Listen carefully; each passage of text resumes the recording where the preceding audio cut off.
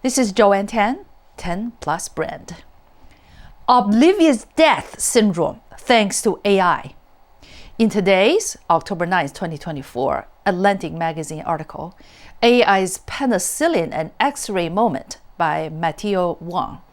Two scientists, John Hopfield and Geoffrey Hinton, received the Nobel Prize in physics for laying the foundations for AI decades ago. Their research work using fundamental concepts from statistical physics to design artificial neural networks that can find patterns in large data sets has been applied in astrophysics, medical diagnosis, molecular biology, climate modeling, as well as in facial recognition, language translation, machine learning, etc., according to the announcement. When one of the two newly anointed Nobel laureates, Geoffrey Hinton, was asked by journalists following the announcement about generative AI and ChatGPT, he said, "We have no experience of what it is like to have things smarter than us." Hinton has frequently voiced fears of an AI apocalypse.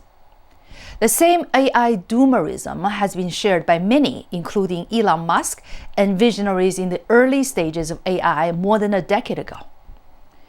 What are they afraid of? Not if, but when AI can recognize patterns and discover things for us that we humans cannot. Why is it scary? I call it the oblivious death syndrome, just like a frog dying in slow boiling water. The word oblivious means 1. Lacking remembrance, memory, or mindful attention, and 2. Lacking active conscious knowledge or awareness, per Merriam-Webster dictionary. We humans make sense and meaning of our relationship with our world by using our own experiences to ground reality. That has been a way to put us in touch with whatever it is that is apart from ourselves. Our attention acts as a filter in interpreting, understanding, and representing reality, as said by Ian McGilchrist in his book, The Master and His Emissary.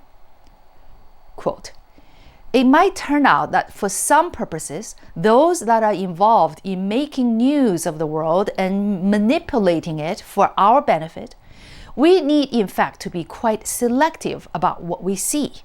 In other words, we might need to know what its use is to us.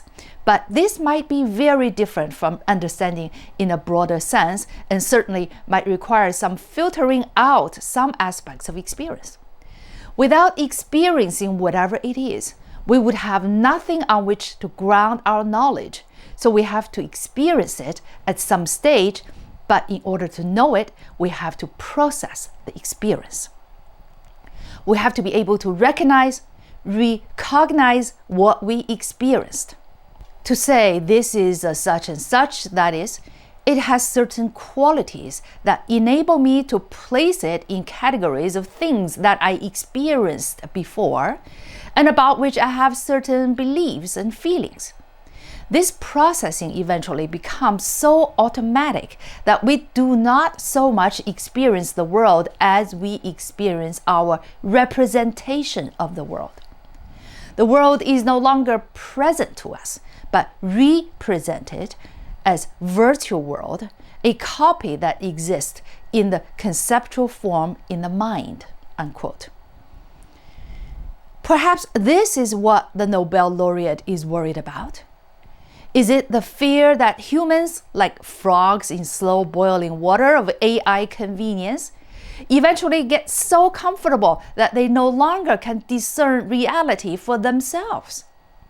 By believing and using AI-generated virtual reality, will humans not even have a represented reality based on first-hand human experience? AI increases both opportunities and the challenges to humanity proportionately or disproportionately in realms of judgment based on distorted, oversimplified, or overcomplicated, misrepresented virtual realities and consequential mental health ramifications. Can humans jump out of the soothing, comfy AI water without the benefit of any remembrance, memory, or mindful attention, or active conscious knowledge or awareness about the potential and realistic life-threatening consequences of AI? Let me quote again what the Nobel laureate Hinton said today. We have no experience of what it is like to have things smarter than us.